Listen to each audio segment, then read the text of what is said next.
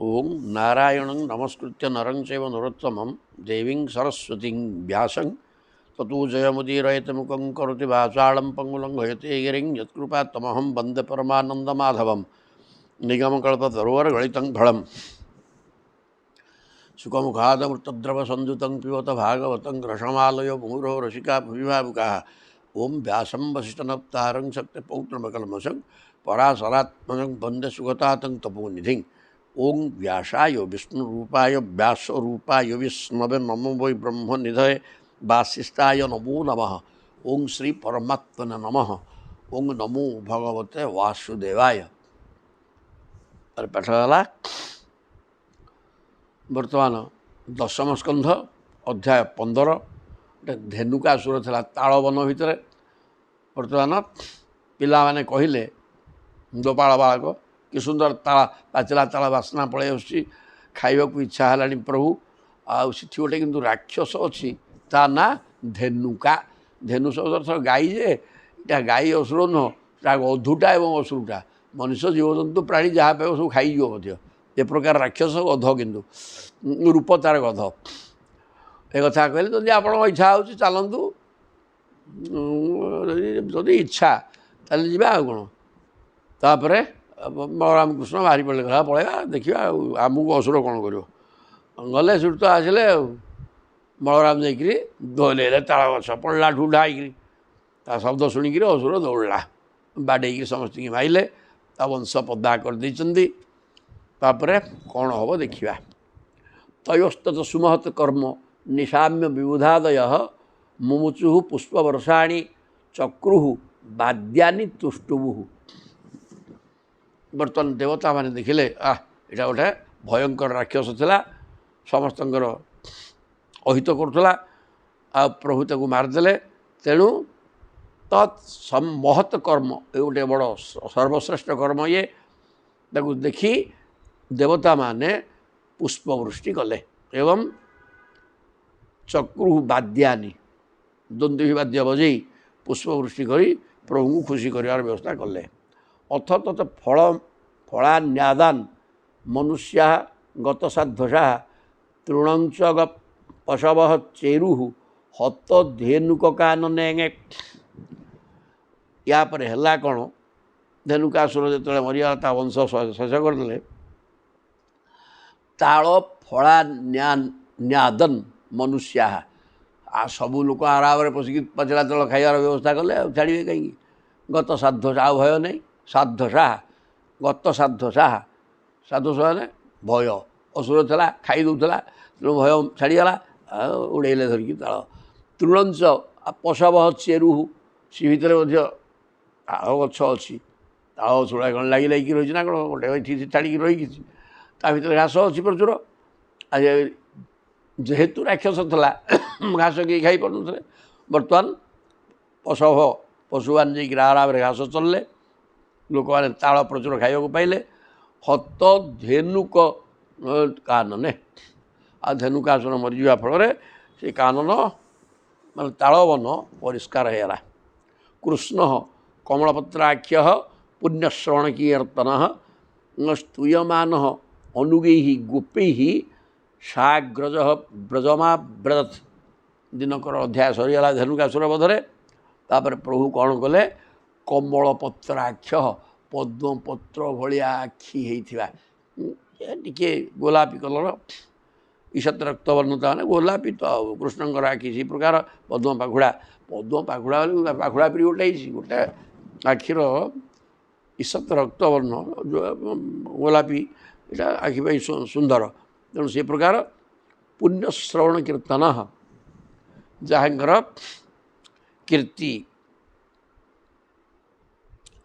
नाम कीर्तन कले जहाँ कीर्ति शुणिले नाम कीर्तन कले पुण्य हम ये प्रकार जो भगवान जी की कमल नयन जोड़ी विशेषण दिहला स्तूयमान अनुगे ही गोपे ही निजर अनुगामी गोपाल बालक मान द्वारा स्तुति करा जाई भगवान कौन कले साग्रज निजर बड़ भाई सहित ब्रजं आब्रजत पाठम जोड़े ब्रज रहा ब्रजम आब्रजत ब्रज ब्रज माने ब्रज ब्रजती ब्रज जी चलुची ତାହେଲେ ବ୍ରଜ ମାନେ ଯିବା, ବ୍ରଜକୁ ଚାଲିଲେ। ତଂ ଗୋରଜ ଛୁରିତ କୁନ୍ତଳ ବଦ୍ଧ ବରହ ବନ୍ୟ ପ୍ରସୂନ ରୁଚିରେ କ୍ଷଣ ଚାରୁ ହାସମ୍ ବେଣୁ କଣନ୍ତ ମନୁଗେଇ ଅନୁଗୀତ କୀର୍ତ୍ତି ଗୋପ୍ୟ ଦିଦୃକ୍ଷିତ ଦୃଶୋ ଅଭ୍ୟଗମନ ସମିତା। ବର୍ତ୍ତମାନ ବ୍ରଜକୁ ଆସିଲେ ତ ସନ୍ଧ୍ୟା ହେଇଗଲା, ସନ୍ଧ୍ୟା ପୂର୍ବରୁ ପଳେଇ ଆସିବେ, ଗାଈ ଗୋଠ ଆସିବେ ଆଉ। ତେଣୁ ସିଏ ପ୍ରଭୁ ଗାଈ ଅଡ଼େଇକି ଚାଲିଲେ, ଗଲାବେଳେ କେମିତି ବ୍ରଜରେ ପ୍ରବେଶ କଲେ ତା'ର ଗୋଟେ ମନୋହର ଦୃଶ୍ୟ ଦେଉଛନ୍ତି। ତଂ ଗୋରଜ ଛୁରିତ କୁନ୍ତଳ ବଦ୍ଧ ବରହ। ଏଗୁଡ଼ାକ ଗାଈ ଚାଲିକି ଯାଉଛନ୍ତି, ତାଙ୍କ ପଛେ ପଛେ ଆସିବେ ନା, ଆଗରେ କ'ଣ ଯିବେ କି? ତେଣୁ ଧୂଳି ଗୁଡ଼ାକ ପଛକୁ ଉଡ଼ୁଛି, ଉଡ଼ିବା ଫଳରେ ଚୂର୍ଣ୍ଣ କୁର୍ଣ୍ଣ ଚୁଟିରେ ସବୁ ଧୂଳି ଲାଗିଯାଇଛି। ଗୋରଜ ଗାଈମାନଙ୍କର ପାଦ ଧୂଳି, ଛୁରିତ କୁନ୍ତଳ ବଦ୍ଧ ବରହ ଏବଂ ବରହା ପୀଡ଼ାଭିରାମମ୍ ମୟୂର ପିଛ ଠେକା ଭିଡ଼ା ହେଇଛି, ତା ଦେହରେ ମୟୂର ପିଛ ଖୋସା ହେଇଛି, ଫୁଲ ପେନ୍ଥା ଖୋସା ହେଇଛି। ବନ୍ୟ ପ୍ରସୂନ ରୁଚିରେ କ୍ଷଣ ଚାରୁ ହାସମ୍ ଧୂଳି ଉଡ଼ିକିରି ଚୁଟିରେ ଲାଗି ସାରିଲାଣି। ଠେକାଟେ ଭିଡ଼ା ହେଇଛି, କ'ଣ ମୁଣ୍ଡ ସମ୍ପୂର୍ଣ୍ଣ ଆବୃତ ନୁହେଁ, ଏମିତି ଗୋଲ ହେଇକିରି ବେରା ହେଇଛି, ତା ଦେହରେ ଧୂଳି ଉଡ଼ିକିରି ଚୁଟି ସବୁ କଲର ହେଇଗଲାଣି। ଇଆଡ଼େ ମୟୂର ପିଛ ଖୋସା ହେଇଛି, ଫୁଲ ପେନ୍ଥା ବି ଖୋସା ହେଇଛି। ଏହି ପ୍ରକାର ହେଇକିରି ଅତ୍ୟନ୍ତ ମନୋହର ଦେଖାଯାଉଛନ୍ତି ପ୍ରଭୁ କୃଷ୍ଣଚନ୍ଦ୍ର। ସେଥିରେ ଚାରୁ ହାସମ୍ ସୁନ୍ଦର ହସ, ସଦାବେଳେ ତ ହସ ଆଉ। ବେଣୁ କୋଣନ୍ତ ମନୁଗେଇ ଅନୁଗାମୀ ଗୋପାଳ ବାଳକମାନଙ୍କ ସହିତ ଇଆଡ଼େ ବଇଁଶୀ ବାଜୁଛି। କି ସୁନ୍ଦର ହେଇଛନ୍ତି ମୋ, ବଇଁଶୀଟା ବାଜୁଛି, ଠେକାଟେ, ତାପରେ ମୟୂର ପିଛ, ଫୁଲ ପେନ୍ଥା, ଧୂଳି ଉଡ଼ିକିରି ମୁଣ୍ଡର ବାଳର ବର୍ଣ୍ଣକୁ ବଦଳେଇ ସାରିଲାଣି।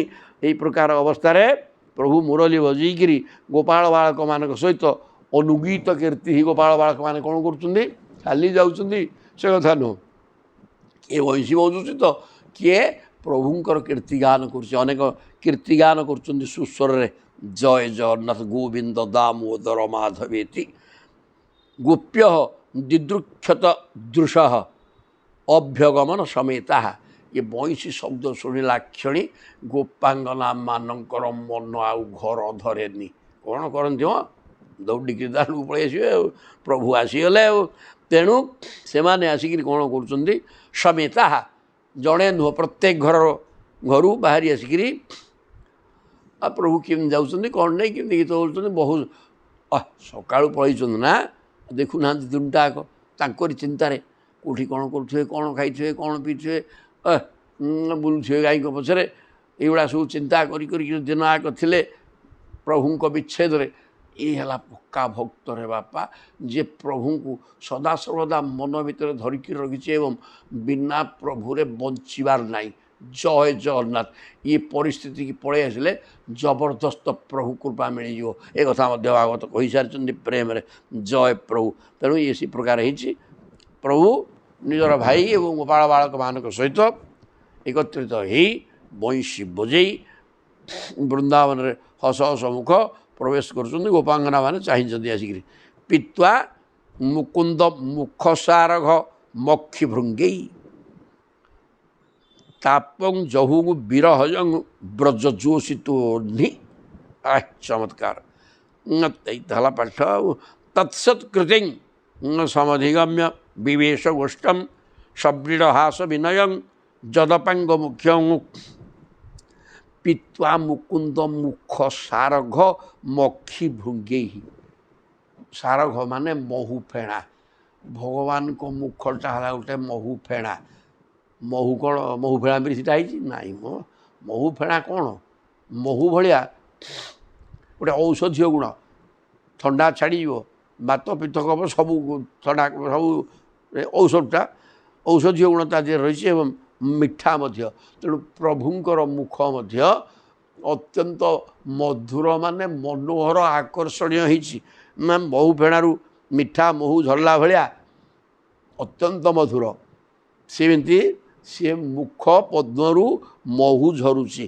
ଅକ୍ଷୀ ଭୃଙ୍ଗେଇ ଏବଂ ଇଏ ଗୋପାଙ୍ଗନାମାନଙ୍କର ଆଖି ଗୁଡ଼ାକ ହେଉଛି ଭ୍ରମର। ମଧୁକୁ ପାନ କରିବା ପାଇଁ ମହୁମାଛି ସେ ଭ୍ରମର ଏଠି କୁହାହେଲା ଭୃଙ୍ଗେଇ ଭ୍ରମର ମାନେ ଯେମିତି ମହୁ ପାନ କରିବା ପାଇଁ ବ୍ୟସ୍ତ ହୋଇକି ଦୌଡ଼ନ୍ତି, ମହୁ ଫେଣା ହେଲେ ପ୍ରଭୁଙ୍କର ମୁହଁ, ଇଏ ମହୁମାଛି ହେଲା ଗୋପାଙ୍ଗନାମାନଙ୍କର ଆଖି। ତାପଂ ଜହୁହୁ ବିରହଜମ୍ ଦିନ ତମାମ, ପ୍ରଭୁଙ୍କର ବିରହରେ ପ୍ରଭୁ ଆଉ ନାହାନ୍ତି, ତା'ର ମନ ଏପଟ ସେପଟ ହେଲା। ନନ୍ଦ ଘରକୁ ପଳେଇଲେ, ପ୍ରଭୁଙ୍କୁ ଟିକେ ଦେଖିଦେଇକି ପଳେଇ ଗେଲ କରିକିରି, କିନ୍ତୁ ବର୍ତ୍ତମାନ ଆଉ ନାହାନ୍ତି, ଦିନ ଆକାଶ ପଳେଇଛନ୍ତି ଗାଈ ନେଇକିରି। ତେଣୁ ଦୀର୍ଘ ସମୟ ଧରିକିରି ପ୍ରଭୁଙ୍କୁ ନ ଦେଖିଥିବାରୁ ସେମାନେ ବିରହ ବ୍ୟଥାରେ ବ୍ୟାକୁଳ ହେଉଥିଲେ। କୁଆଡ଼େ ଆମ ପ୍ରଭୁ ଗଲେ, କେତେବେଳେ ଆସିବେ? 10 ଥର ଲେଖେ ଦାଣ୍ଡକୁ ଆସିକି ଦେଖିକିରି ଯାଉଥିଲେ, ପ୍ରଭୁ ଆସିଗଲେ କି? ଟାଇମ୍ ତ ହେଇଗଲାଣି, ସୂର୍ଯ୍ୟ ତ ସେ ପଶ୍ଚିମକୁ ବଢ଼ିଗଲେଣି, ପଳେଇ ଆସିବେ କେତେବେଳେ? ହଉ ଇଆଡ଼େ ଘର କାମରେ ମନ ରହୁନି, ଘର କାମ କରୁଛନ୍ତି, ଦାଣ୍ଡକୁ ଟିକେ ପଳେଇ ଆସୁଛନ୍ତି, ପୁଣି ପଳାଉଛନ୍ତି, କାହିଁ ଆଜି କ'ଣ ଡେରି ହେଇଗଲାଣି ବୋଧେ, ସମୟ ପଳେଇଲା କି, କୁଆଡ଼େ ପଳେଇଲେ, ଏତେ ଡେରି ହେଇଗଲାଣି, ଇତ୍ୟାଦି ଇତ୍ୟାଦି ଚିନ୍ତନରେ ସଦାବେଳେ ପ୍ରଭୁ ଚିନ୍ତାରେ ଥାନ୍ତି। ଜୟ ଜଗନ୍ନାଥ। ଏଇଟା ହିଁ ଯେ ଗୋପାଙ୍ଗନାମାନଙ୍କୁ ଆୟୁଧ କରିଛନ୍ତି ପ୍ରଭୁ, କିଛି ଶିଖ ତାଙ୍କଠୁ। ଏବଂ ଭକ୍ତି କ'ଣ ଜିନିଷ, ଗୋପାଙ୍ଗନାମାନଙ୍କଠୁ ଶିଖ। ଏବଂ କୁଆଡ଼େ ସନ୍ନ୍ୟାସୀ ହେଇକିରି, ସନ୍ନ୍ୟାସୀ ନେଇକିରି ଘରୁ ଛାଡ଼ିକିରି ଯିବା କଥା କୁହାଯାଇନି। ଘରେ ଥା, ଗୃହସ୍ଥାଶ୍ରମ କରୁଥା, କିନ୍ତୁ କୃଷ୍ଣ କୃଷ୍ଣ ହେଉଥା, ଏତିକି ତ କଥା। ଆଉ ସେମାନେ ସଦାସର୍ବଦା କୃଷ୍ଣ ଚିନ୍ତନ କରୁଥିଲେ। ତେଣୁ ସେମାନେ ଗୋଟେ ଦିନଟା କେତେ 10-12 ଘଣ୍ଟା, 12 ଘଣ୍ଟା ତ ହେଇନଥିବ, ସକାଳୁ ଯିବେ ପୁଣି ସନ୍ଧ୍ୟାବେଳକୁ ପଳେଇ ଆସିବେ, 8-10 ଘଣ୍ଟା ବୁଲୁଛନ୍ତି।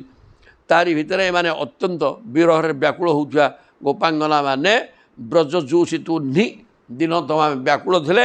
ତେଣୁ ପ୍ରଭୁଙ୍କ ମୁଖ ରୂପକ ଏଇ ଯେଉଁ ମହୁ ଫେଣାରୁ ମହୁ ଝରୁଛି ତ, ତାଙ୍କ ଆଖି ଗୁଡ଼ାକ ଭୃଙ୍ଗ ହୋଇକିରି ସେ ମଧୁପାନ କରିବାକୁ ଲାଗିଗଲା। ଅର୍ଥାତ୍ ଆଖି ସମସ୍ତେ ଦାଣ୍ଡକୁ ଚାଲି ଆସି କୃଷ୍ଣଙ୍କ ମୁଖକୁ କେବଳ ଚାହିଁକି ରହିଲେ। ତତ୍ସତ୍କୃତି ସମଧିଗମ୍ୟ ବିବେଶ ଗୋଷ୍ଠମ, ଭଗବାନଙ୍କ ମୁଖାରବିନ୍ଦ ମକରନ୍ଦର ସପାନ କରି ସାରା ଦିନର ବିରହ ବ୍ୟଥାକୁ ଗୋପାଙ୍ଗନାମାନେ ଦୂର କଲେ। ତାଙ୍କ ଆଖି ହେଇଗଲା ଭ୍ରମର, ଚାହିଁକି ରହିଛନ୍ତି ଲଟପଟ କରି। ଆଉ ବିନୟଯୁକ୍ତ ପ୍ରେମପୂର୍ଣ୍ଣ ବକ୍ର ଚାହାଣୀର ସତ୍କାର ସ୍ୱୀକାର କରି ବ୍ରଜରେ ପ୍ରବେଶ କଲେ ପ୍ରଭୁ। ସବ୍ରୀଡ଼ ହାସ ବିନୟଂ ଯଦପାଙ୍ଗ ମୁଖ୍ୟଂ ତତ୍ସତ୍କୃତି ସମଧିଗମ୍ୟ ବିବେଶ ଗୋଷ୍ଠଂ। ତେଣୁ ବ୍ରଜାମାନେ କେମିତି ଚାହିଁଛନ୍ତି, ଲାଜେଇ ଲାଜେଇକିରି, ହସ ହସ ମୁହଁ, ବାଙ୍କ ଚାହାଣୀରେ ପ୍ରଭୁଙ୍କୁ ଚାହିଁ, ଯଦପାଙ୍ଗ ମୁଖ୍ୟମ୍ ଚାହିଁଛନ୍ତି ପ୍ରଭୁଙ୍କୁ। ଏବଂ ସେ ସୌନ୍ଦର୍ଯ୍ୟକୁ ମଧ୍ୟ ପ୍ରଭୁ ଅନୁଭବ କରିକିରି ଗୋଷ୍ଠ ଓଢ଼େଇକିରି ଚାଲିଲେ। ତୟୋର୍ ଯଶୋଦା ରୋହିଣ୍ୟୌ ପୁତ୍ରୟୋଃ ପୁତ୍ରବତ୍ସଳେ ଯଥା କାମଂ ଯଥା କାଳଂ ବ୍ୟଧତ୍ତାଂ ପରମାଶିଷଃ।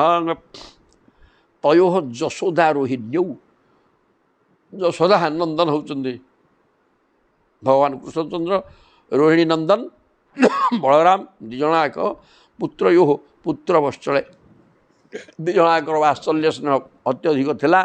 ତେଣୁ ଇଏ ଦୁଇ ପୁଅ ଆସିଯିବାର ଦେଖି ଯଥା କାମଂ ଯଥା କାଳମ୍,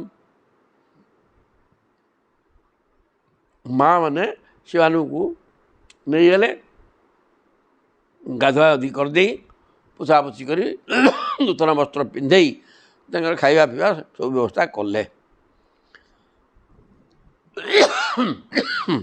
ଗତାଧ୍ୱାନଶ୍ରମୌ ତତ୍ର ମଜ୍ଜନୋନ୍ମର୍ଦ୍ଦନାଦି, ଆଗ ସେଇରେ ତୈଳ ଗାଧେଇଲେ, ଯେଉଁ ତୈଳ ମର୍ଦ୍ଦନ ହେଲା, ଏ ପ୍ରକାର କରିକିରି ଏ ଯେଉଁ ଜଙ୍ଗଲରେ ସେ କ'ଣ 2 ଚକିଆରେ ବସିକି ଯାଇଥିଲେ ନା 4 ଚକିଆରେ ବସିକି ଯାଇଥିଲେ, ଚାଲି ଚାଲିକିରି ବୁଲୁଛନ୍ତି ନା।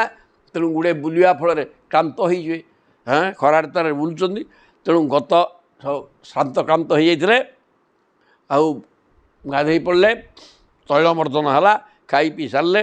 ତେଣୁ ଦେହ ଟିକେ ଆରାମ ଲାଗିଲା। ଲାଗିବା ପରେ ନିବୈଂ ବସିତ୍ୱା ରୁଚିରାଂ ଦିବ୍ୟସର୍ଗ ଗନ୍ଧମଣ୍ଡିତୌ ବସିତ୍ୱା ରୁଚିରାଂ, ପୁଅମାନଙ୍କୁ ତେଲ ଲଗେଇ ଗାଧେଇ ଦେଲେ। ଆଉ ଆଗ ତେଲ ମର୍ତ୍ତନ ହେବ ନା, ପରେ ନାହିଁ। ଗାଧେଇ ସାରିକି ଆଉ ତେଲ ଲଗା ହେଇକି ତେଲ ଆଗ ବୋଳି ହେଇଗଲେ ଦେଇକିରି ତେଲ ଲଗେଇ ସାରି ଗାଧୁଆ କଲେ।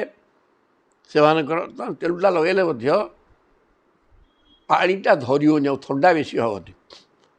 ପାଣି ଦେହରେ ଲାଗିବ ସବୁ ହେବ, କିନ୍ତୁ ଅତ୍ୟଧିକ ଖାଲି ସେମିତି ଦେହରେ ଗାଧେଇଲେ ଥଣ୍ଡା ଧରିବ ବେଶୀ। ତେଣୁ ସେ ତେଲଟାକୁ ଲଗେଇକିରି ଗାଧେଇଲେ ସବୁ କଥା ଏଇଥିରୁ ମିଳିବ। ତେଣୁ ତେଲ ଲଗେଇକି ଗାଧୋଇବା ପାଟଟା ବି ଠିକ୍, ଏହା ଭାଗବତ କହିଲେ।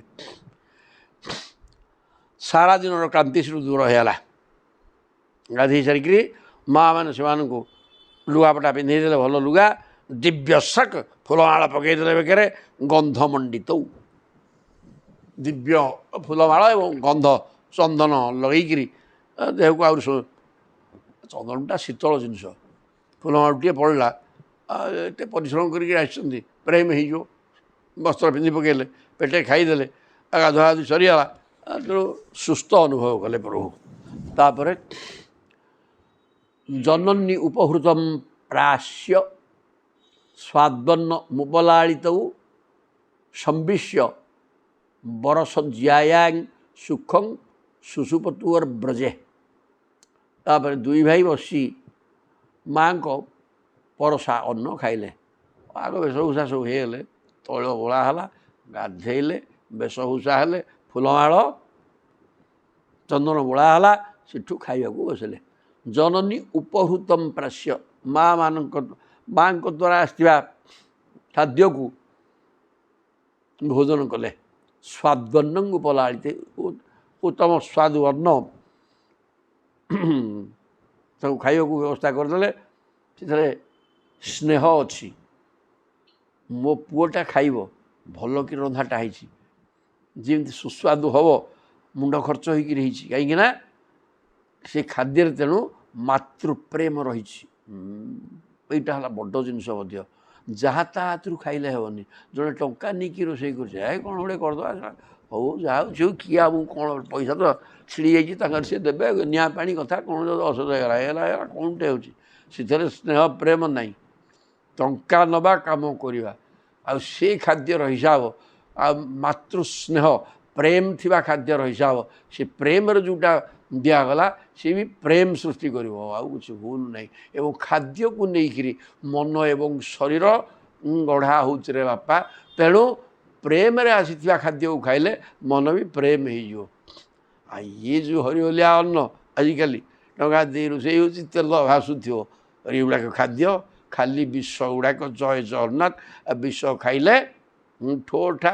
କାହିଁ ରୋଷେଇ ଯଦି ଜାଣିଛ, ଏମିତି ରୋଷେଇ ଦାଦନା ଦରିଦ୍ର ରାକ୍ଷସ ରୋଷେଇକି ଖାଉଛ, ଏଗୁଡ଼ାକ ଖାଦ୍ୟ ନୁହେଁ।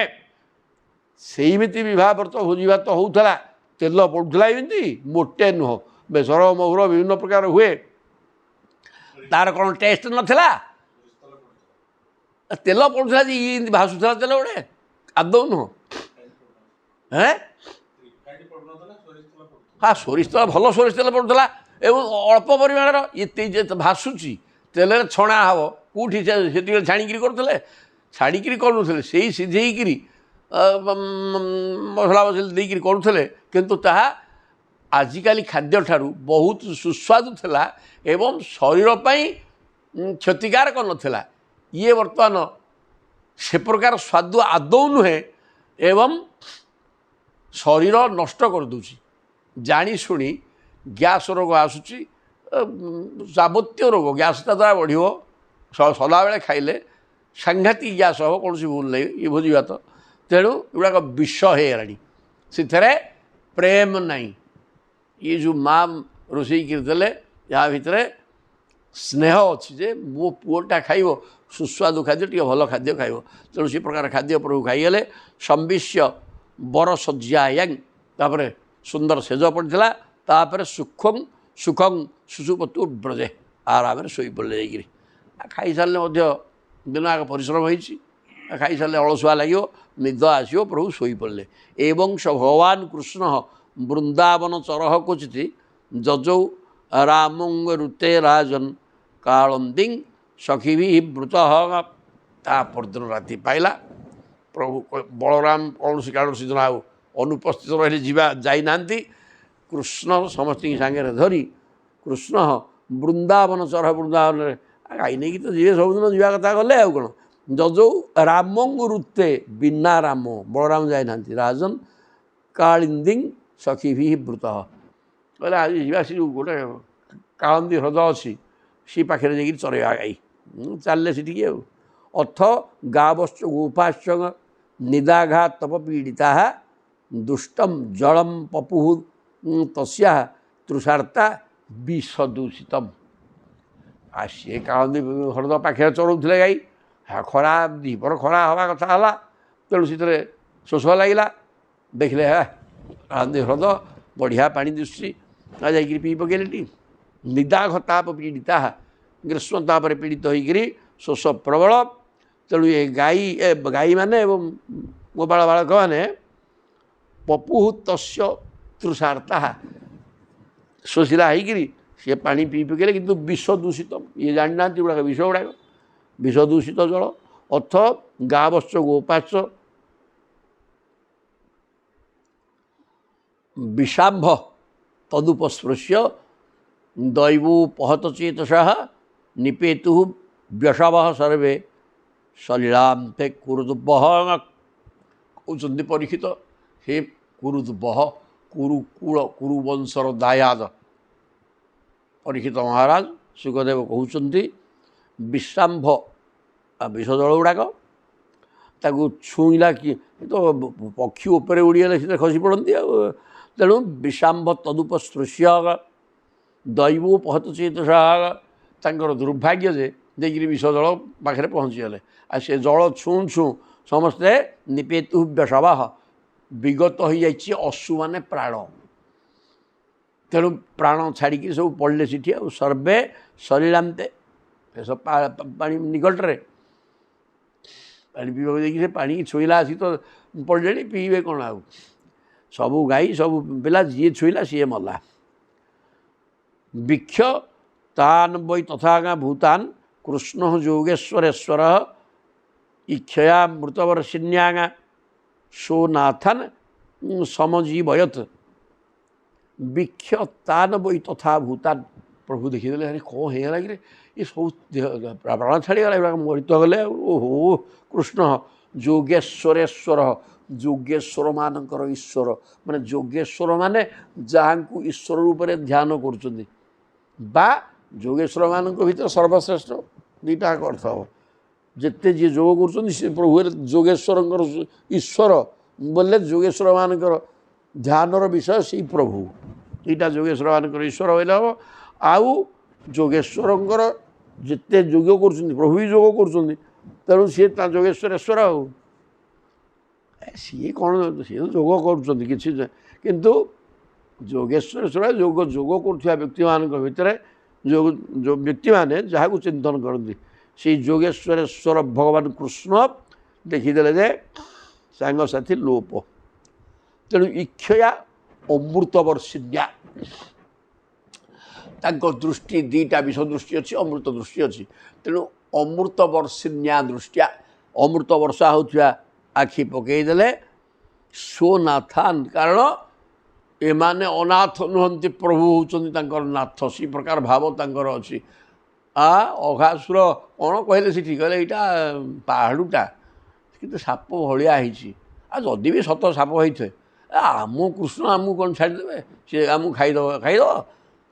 ବକାସୁର ପାଟିଟାକୁ ଦିଫାଳ କରିକି ଚିରିକି ଫିଙ୍ଗିଦେଲେ, ୟା ପାଟିଟାକୁ ଫିଙ୍ଗି ଦେବେନି ଚିରିକିରି, ଆମକୁ କ'ଣ ସିଏ ଖାଇବ। ତେଣୁ ଏମାନେ ସଦାବେଳେ କୃଷ୍ଣ ହେଉଛନ୍ତି ଆମର ନାଥ ବା ସ୍ୱାମୀ, ତେଣୁ ଆମେ ସୁରକ୍ଷିତ, ଏ ଦୃଢ଼ ବିଶ୍ୱାସ ଅଛି। ପ୍ରଭୁ ମଧ୍ୟ ଚିନ୍ତା କଲେ, ଆରେ ଏଇଭଳିଆ ତ ମୋ କୃଷ୍ଣ ସର୍ବସ୍ୱ, ମୋ ନାଁ ନେଇକିରି ଏମାନେ ଡର ଭୟ କିଛି ନାହିଁ, ଯାହା ପାଇଲେ ତାହା କରୁଛନ୍ତି। ତେଣୁ ଇଏ ପାଣି ପିଇକିରି ମରିଗଲେ ହେବ। ତେଣୁ ସୋନାଥାନ୍, ନିଜେ ହେଉଛନ୍ତି ନାଥ ଯେଉଁମାନଙ୍କର, ପ୍ରଭୁ ଏ କଥା ଦେଖିକିରି କ'ଣ କଲେ, ସମଜୀବୟତ ଅମୃତ ବର୍ଷିନ୍ୟା ଦୃଷ୍ଟିଆ, କେବଳ କିଛି କରିନାହାନ୍ତି। ମନ୍ତ୍ରତନ୍ତ୍ର ଦରକାର ନାହିଁ, ଆଖିରୁ ତ ଅମୃତ ଆଖି ଆଉ, ଅମୃତ ଦୃଷ୍ଟିରେ ଚାହିଁଦେଲେ ସମସ୍ତେ ବଞ୍ଚିଗଲେ। ତେ ସମ୍ପ୍ରତିତ ଶ୍ରୁତୟ ସମୁତ୍ଥାୟ ଜଳାନ୍ତିକାତ୍, ତାଙ୍କର ମନେ ପଡ଼ିଗଲା, ଆରେ ଏଇଠି ଆସିକିରି ये पानी की छुईला आसिक आम मरी रे ये कथा उठिकी समस्ते जलांतिका जल निकट ठिया पड़े आसन सुविस्मृता सर्वे वीक्षमाण परस्परम समस्त को परस्पर को चाहिए समस्ते आनंद हो गए कहला अरे आम जीवन नाला रे प्रभु आसिक आमको बंचेदे जहाँ अन्न वंशत तत्राजन गोविंदानुग्रहे क्षितम भगवान श्रीकृष्णकर आखि पड़ार तात्पर्य महत्व ये केवल प्रभु आमको चाहिए बंचे पीत्वा विषम परे तस्य पुनः उत्थानमात्मन कहले आम पानी पी परे तो प्रेतराट किए से जम जमपुर को जाइए रे बापा पुनः उत्थान पुनर्जन्म आमर है एक कथा से माने स्मरण शक्ति था मन पड़गला भगवान आमको बंचे दिव्य दृष्टि पकईकरी इति श्रीमद्भागवत महापुराण पारमहंस्यां संहितायां दशम स्कंधे पूर्वार्धे धेनु का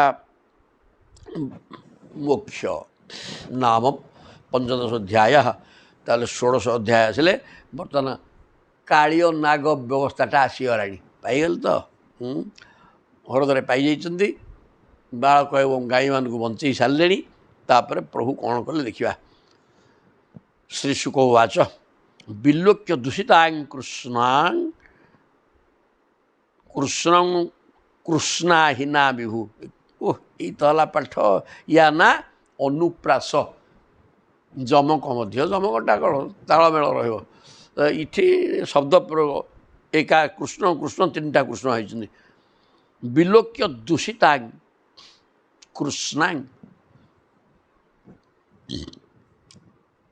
कालंदी ता ना कालंदी कालंदी मैंने कालिया जिनस लगी ना भी तेणु कृष्णा जमुना ना भी कृष्णा जमुना नदी तटरे कालंदी ह्रद तेणु से कृष्णा माने कालंदी कृष्ण कृष्णाहीना से नागना जी काली अच्छे काली कला शब्द ता देहर अच्छी ता ना से कृष्णा ही कालियो नाग कृष्णा ही इे कृष्णा माने कालंदी सबुथे काल प्रभु भी सी महाकाल को कालिया 3 काली एकाठी 3 कला कौन कालंदी एक कला नाग भी कला कालियो नाग समस्ते कृष्ण कृष्णा माने कालंदी ह्रद कृष्णा ही अहि माने सर्प कालियो नाग कृष्ण विभु भगवान कृष्ण देखिले बोले अच्छा कथा ये कालियो नाग विष छाड़ी सब गोलमाला कर किए न जाणिक पानी जदि पीदेला सी तो मला ये मुझे थी बोली गुड़ा बचेदेला ये कौन था तेणु तस्या विशुद्धि मन्युच्छन कहले ना यहाँ कर ये न जाणिक पीक मरुचंद लोक समस्ते मरीजे हेनी या विशुद्धि मन्युच्छन कहले शुद्ध करदे सर्पम तमुदवासयत से सर्प को सेठारू तड़िया व्यवस्था कले कहले यटा को आठ रखानी ये रहीकि ये विष को पानी की विष कर देछि या जी पीला मला तेणु ये व्यवस्था हटेवा यहाँ गोटे भल जिनस नुह तेणु राजोवाच राजा परीक्षित सागे सागे प्रश्न कर कथं अंतर्जले अगाधे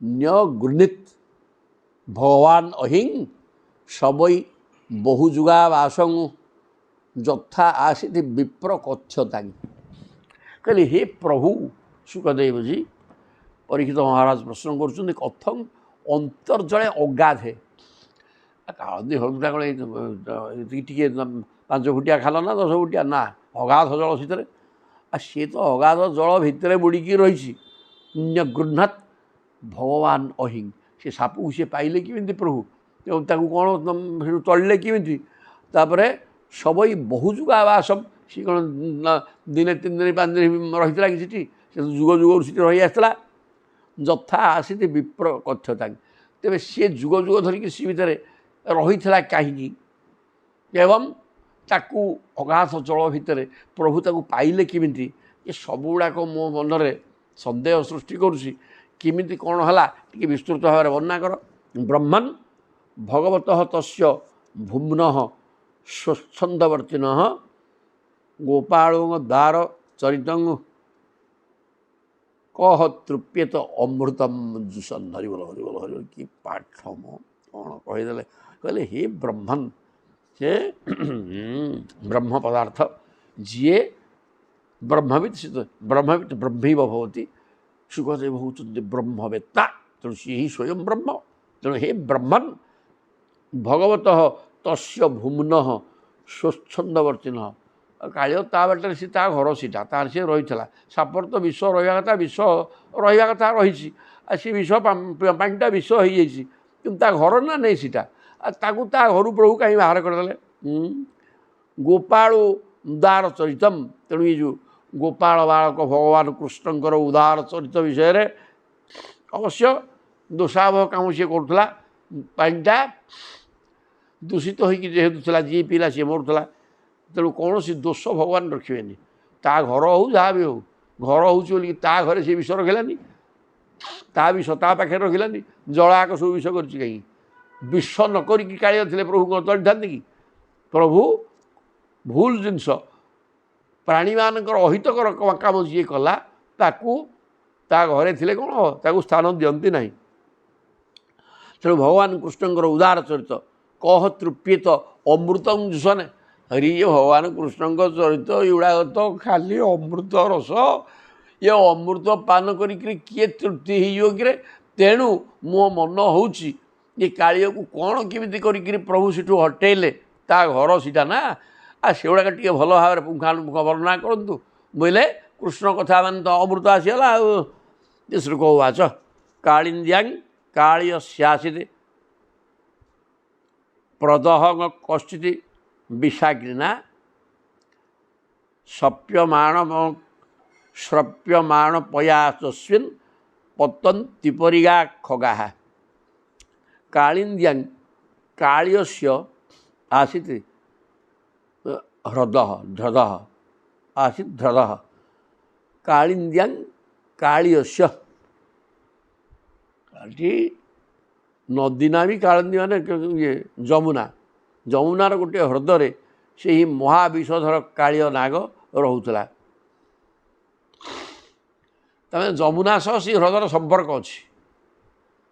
ଆଉ ଯମୁନାର ହ୍ରଦ କହିଲେ ହ୍ରଦ ପାଖାପାଖି ପାଖରେ ଯମୁନା ଯାଇଛି, ତା ଜଳ ବି ତା ଭିତରେ ପଶୁଛି। ପାଠରେ ଯାହା କହିଲେ ତା ସ୍ଥିତି ବର୍ତ୍ତମାନ କ'ଣ ଥିବ ଅଲଗା।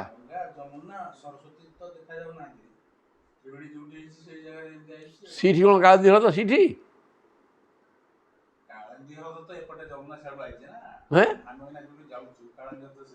ହଁ ସେଇଟା ଯମୁନା କୂଳରେ ଆଉ କ'ଣ।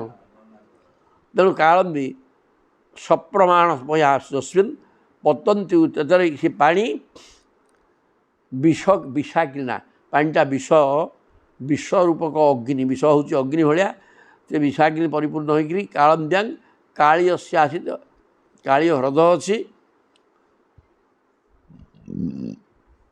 କାଳନ୍ଦୀ ମାନେ ଯମୁନା ନଦୀ ତଟରେ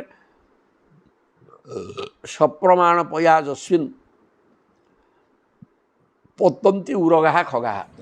ଆକାଶରେ ଉଡ଼ି ଯାଉଥିବା ପକ୍ଷୀମାନେ ମଧ୍ୟ ସେ ଜଳ ଏତେ ବିଷର ପ୍ରଭାବ, ଉଡ଼ି ଯାଉଥିବା ପକ୍ଷୀ ବି ପଡ଼ିକିରି ମରିଯାଆନ୍ତି। ବିପୃଷ୍ଣତା ବିଷୋଦୂର୍ମି ମାରୁତେନା ବିମର୍ଶିତା ମ୍ରିୟନ୍ତେ ତିରଗାଃ ଚସ୍ୟ ପ୍ରାଣିନଃ ସ୍ଥିର ଜଙ୍ଗମାଃ। ବିପୃଷ୍ଣତା, ସେଇ ବିଷାକ୍ତ ଜଳସ୍ତର ଉପର ଦେଇ ବାୟୁ ପ୍ରବାହିତ ହେଲାବେଳେ ବାୟୁ ସେଠାର ତରଙ୍ଗକୁ ଛୁଇଁ ଛୁଇଁ ଆସେ। ସେତେବେଳେ ବାୟୁରେ ଛୋଟ ଛୋଟ ବିଷାକ୍ତ ଜଳବିନ୍ଦୁ ମଧ୍ୟ ମିଶିଯାଏ ଏବଂ ସେଗୁଡ଼ାକ ଯାଇକିରି ତଟଦେଶରେ ଥିବା ତରୁଲତା ବିପୃଷ୍ଣତା ବିଷୋଦୂର୍ମି, ପବନ ଜୋରରେ ହେଉଛି, ଢେଉ ସୃଷ୍ଟି କଲା କାଳନ୍ଦୀରେ, ବିଷ ଗୁଡ଼ାକ ମିଶିକିରି ଅଛି। ତେଣୁ ସିଏ ପବନ ସହିତ ବିଷ ବୁନ୍ଦା, ଛୋଟ ଛୋଟ ବିଷ କଣିକା ମଧ୍ୟ ତା ଦେହରେ ପଳାଇ ଆସୁଛି। ଜଳୀୟ ବାଷ୍ପ ସହିତ ବିଷ କଣିକା ସେଗୁଡ଼ାକ ଆସିକିରି କ'ଣ କଲା ମ୍ରିୟନ୍ତେ ତୀରଗାହା ତଟରେ ରହିଥିବା ଗଛ ତା ଦେହରେ ପଶୁ ଯେଉଁ ପକ୍ଷୀ ଫକ୍ଷୀ ବସିଥିବେ ସମସ୍ତେ ମରିଯାଉଛନ୍ତି ଆଉ ସ୍ଥିର ଜଙ୍ଗମ ସ୍ଥାବର ଜଙ୍ଗମ ସବୁ ପ୍ରାଣୀ ଶେଷ ଆଉ ମାନେ ତା ପବନ କାଳିଅ ହ୍ରଦର ଜଳକୁ ସ୍ପର୍ଶ କରି ଯଦି କ୍ଷିପ୍ର ଗତିରେ ପବନ ବହିଲା ସେ ପବନ ଯୁଆଡ଼େ ଗଲା ସେ ତଟରେ ଥିବା ଗଛଲତା ପଶୁପକ୍ଷୀ ସବୁ ମଲେ। ଏ ପ୍ରକାର ଭୟଙ୍କର ବିଷ ସେଥିରେ ଥିଲା। ତଂ ଚଣ୍ଡ ବେଗ ବିଷବୀର୍ଯ୍ୟ ମବେକ୍ଷତେନ ଦୁଷ୍ଟାଂ ନଦୀଞ୍ଚ ଖଳ ସଂଯମନାବତାର କୃଷ୍ଣ କଦମ୍ବ ମଝିରୁହ୍ୟ ତତୁତି ତୁଙ୍ଗଂ ଆସ୍ଫୁଟ୍ୟ ଗୀତରସନୋଙ୍ଗଣ୍ଡ୍ୟପତତ ବିଷାଦେଙ୍ଗେ ବିଷୁଦେ ବିଷ ଉଦ ଉଦହାନ ଜଳ ବିଷ ଉଦ ବିଷୁଦ ବିଷ ଜଳ ଭିତରେ ଡେଇଁ ପଡ଼ିଲେ। ତଂ ଚଣ୍ଡ ବେଗ ବିଷବୀର୍ଯ୍ୟ ବୀର୍ଯ୍ୟଙ୍ଗାବେକ୍ଷ ତେନ କୃଷ୍ଣେନ ଭଗବାନ କୃଷ୍ଣ ଦେଖିଲେ ଏଇଟା ଏତେ ଭୟଙ୍କର ବିଷ ପବନରେ ଯଦି ପବନ କାଳନ୍ଦୀ ହ୍ରଦ ଉପର ଦେଇକି ପୃଷ୍ଠ ଦେଶରେ ପବନ ବୋହିକିରି ଯଦି ପଳାଉଛି ତା ଭିତରେ ବିଷ ଯାଇକିରି ତଟସ୍ଥ ଗଛଲତା ଏବଂ ପଶୁପକ୍ଷୀ ମାରିଦେଉଛି ତେଣୁ ଇଏ ହେବନି। ବିଷବୀର୍ଯ୍ୟଙ୍ଗ ଅପେକ୍ଷ ବିଷର ପ୍ରବଳ ବୀର୍ଯ୍ୟ ମାନେ ଶକ୍ତି କହିଲେ ଇଏ ବିଷ ଭଟାଳୁଆ ବିଷ ଇଏ ହେବନି। କ'ଣ କରିବା ଦୃଷ୍ଟ୍ୱା ନଦୀଚ ଖଳ ସଂଯମନାବତାର କହିଲେ ଇଏ ନଦୀର ଜଳକୁ ବି ବିଷାକ୍ତ କରିଦେବ ଯମୁନା ତେଣୁ ଏଠି ବର୍ତ୍ତମାନ ମୁଁ ଖଳ ଲୋକଙ୍କୁ ସଂଯମନ କରିବା ପାଇଁ ଅବତାର ନେଇଛି। ଦୁର୍ଜନକୁ ନିଗ୍ରହ କରି ସାଧୁ ସନ୍ତଙ୍କର ପାଳନ ଏ ସଂସାର ନହେଲେ ଜଳିଯିବ ୟା ବିଷୟରେ ଅନେକ ପଶୁପକ୍ଷୀ ନିରୀହ ପଶୁପକ୍ଷୀ ମନୁଷ୍ୟ ଗାଈ ଗୋରୁ ଯିଏ ପାଣି ପିଲା ସିଏ ମରିଯିବ ନା ସମସ୍ତେ କ'ଣ ଜାଣିକି ଅଛନ୍ତି ବିଷ ଅଛି ବୋଲି ତେଣୁ ଗୁଡ଼ାକ ବଡ଼ ଗୋଳମାଳ ହେଉଛି ନା କେବଳ ଏ ପ୍ରକାର ଖଳମାନଙ୍କୁ ବିନାଶ କରିକିରି ସଂସାରକୁ ସୁସ୍ଥ କରିବା ପାଇଁ ମୁଁ ଅବତାର ନେଇଛି ନା ଆଉ ଏଇଟା ଗୋଟେ ତା'ର ଅଂଶ ଆଉ ଏଇଟା ମୋ କାମ ଆଉ ହଟେଇବା। ତେଣୁ କୃଷ୍ଣ କଦମ୍ବ ମଝିରୁହ୍ୟ ସିଏ ତଟ ଦେଶରେ ଗୋଟେ କଦମ୍ବ ବୃକ୍ଷ ଥିଲା ବିରାଟ କଦମ୍ବ ବୃକ୍ଷ ଉପରେ ପ୍ରଭୁ ଚଢ଼ିଗଲେ। ଅଧିରୁହ୍ୟ ତତ୍ତ୍ୱ ଅତି ତୁଙ୍ଗ ବହୁତ ଉଚ୍ଚକୁ ପଳେଇଲେ କାରଣ ବହୁତ ଉଚ୍ଚରୁ ତଳେ ପଡ଼ିଲେ ଢୋ କିନି ଶବ୍ଦ ହେବ ଜୋର ଶବ୍ଦ ହେଲେ କାଳିଆ ନାଗ ଭିତରୁ ବାହାରିବ ନା ଗଭୀର ପାଣି ଭିତରେ ପଶିଛି ତେଣୁକରି ସିଏ କଦମ୍ବ ଗଛର ଅଗିଲାକୁ ଯାଇ ଆସ୍ଫୁଟ୍ୟ ଗାଢ଼ ରସନୁ ଯମୁନା ବିଷାକ୍ତ ହେଇଯାଉଛି ସେତେବେଳେ ସେ ନିଜର ଅଣ୍ଟା ଭିଡ଼ି ଆସ୍ଫୁଟ୍ୟ ବାହସ୍ଫୁଟ ମାରି ଅଣ୍ଟାକୁ ଭିଡ଼ି କୂଳରେ ଥିବା ଗଛ ଉପରେ ଚଢ଼ି ବିଷୁଦେ ସେ ବିଷ ଜଳ କାଳନ୍ଦୀ ଭିତରକୁ ଢୋକିନି ଡେଇଁଲେ ଆଉ। ସର୍ପ ହ୍ରଦ ପୁରୁଷ ସାର ନିପାତ ବେଗ ସଂଖ୍ୟୁ ଭିତୁର ଉରଗ ବିଷୋଚ୍ଛ୍ୱସିତାମ୍ବୁରାଶି ପର୍ଜନ ପ୍ଲୁତ ବିଷକଷାୟ ବିଭୀଷଣୁର୍ମି ଧାବନ ଧନୁଶତମନନ୍ତ ବଳସ୍ୟ କିଂତତ୍। ତାପରେ ହେଲା କ'ଣ ପ୍ରଭୁ ଯେତେବେଳେ ବହୁ ଉଚ୍ଚକୁ ଯାଇକି ଢୋକିନି ପାଣିରେ ପଡ଼ିଲେ ଭୟଙ୍କର ଶବ୍ଦ ହେଲା ସର୍ପ ହ୍ରଦ ପୁରୁଷ ସାର ନିପାତ ବେଗ ପୁରୁଷ ସାର ପ୍ରଭୁ ହେଲେ ପୁରୁଷୋତ୍ତମ ତେଣୁ ସେ ପୁରୁଷୋତ୍ତମ ଭଗବାନ ପୁରୁଷଙ୍କ ଭିତରେ ସର୍ବଶ୍ରେଷ୍ଠ ଯିଏ କାରଣ ସେଥିପାଇଁ ପୁରୁଷୋତ୍ତମ ହୋଇଛି ତେଣୁ ପୁରୁଷୋତ୍ତମଙ୍କର ନିପାତ ବେଗ ଜଳରେ ପଡ଼ିବାର ଯେଉଁ ବେଗ ସେ ବହୁ ଉଚ୍ଚରୁ ପଡ଼ିଲେ ତେଣୁ ଶବ୍ଦଟା ଜୋର ହେଇଛି। ସଂଖ୍ୟୁ ଭିତୁରଗ ଉରଗ ମାନେ ସର୍ପ କ୍ଷୁବ୍ଧ ହେଲା କହିଲା କିଏରେ ମୋ ପାଣି ଭିତରେ କିଏ ଗୋଟେ ପଡ଼ିଲା ଆଉ ଢୋକିନି ଏଇଟା ଶବ୍ଦ ହେଉଛି ତେଣୁ ବିଷୋଚ୍ଛ୍ୱସିତାମ୍ବୁରାଶି ଭୟଙ୍କର ଭାବରେ ବିଷ ଉଦ୍ଗାର କରି ତା ଭିତରୁ ସେ ବାହାରିଲା ଆଉ କିଏ ଗୋଟେ ପଡ଼ିଲାଣି ଆଉ ମୋତେ ତା'ର ଭୟ ନାହିଁ ମୁଁ ଏଇଠି ବିଷର ଭଣ୍ଡାର ଧରିକିରି ବସିଛି ଏ ପାଣିରେ ଯିଏ ପଡ଼ିବ ସିଏ ମରିବ ମଧ୍ୟ କ'ଣ ଏଇଟା ଗୋଟେ ଶବ୍ଦ ହେଲା କ'ଣ ହେଲା ପର୍ଯ୍ୟକ ପ୍ଲୁତ ସାପର ବିଷ ହେତୁ ସେଠାର ଜଳ ଆଗରୁ ଫୁଟୁଥିଲା, ସେଥିରେ ନାଲିଆ ଏବଂ ହଳଦିଆ ରଙ୍ଗର ତରଙ୍ଗ ଉଠୁଥିଲା। ବର୍ତ୍ତମାନ ପୁରୁଷୋତ୍ତମ ଭଗବାନ ତା ଉପରକୁ ଡେଇଁ ପଡ଼ିବାରୁ ସେ ଜଳରେ ଆହୁରି ଅଧିକ ତରଙ୍ଗ ସୃଷ୍ଟି ହେଲା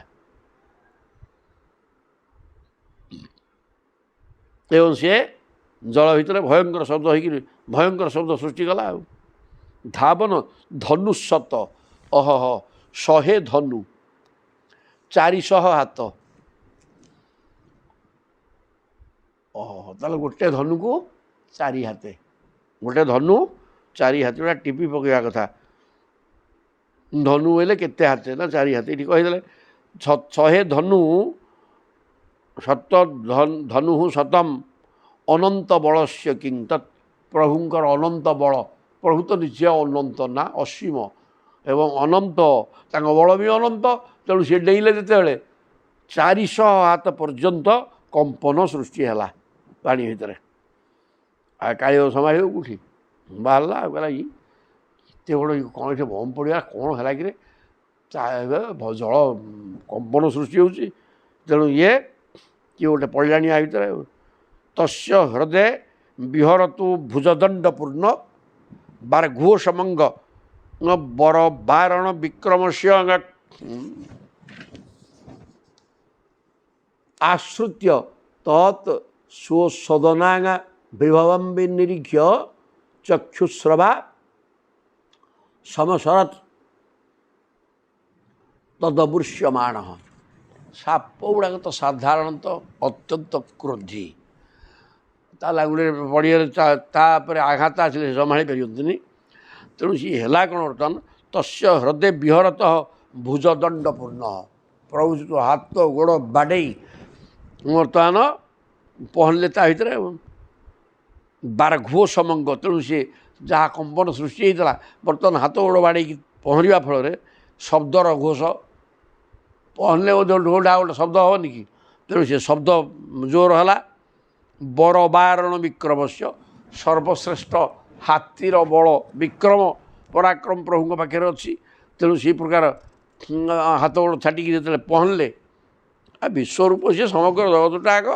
ତେଣୁ ସିଏ ପହଁରିଲେ, ଢୋଢ଼ା ଶବ୍ଦ ହେଲା ମଧ୍ୟ ପ୍ରବଳ। ପଡ଼ିବା ପରେ ଆହୁରି ଶବ୍ଦ ହେଲା, ପହଁରିବା ଶବ୍ଦ।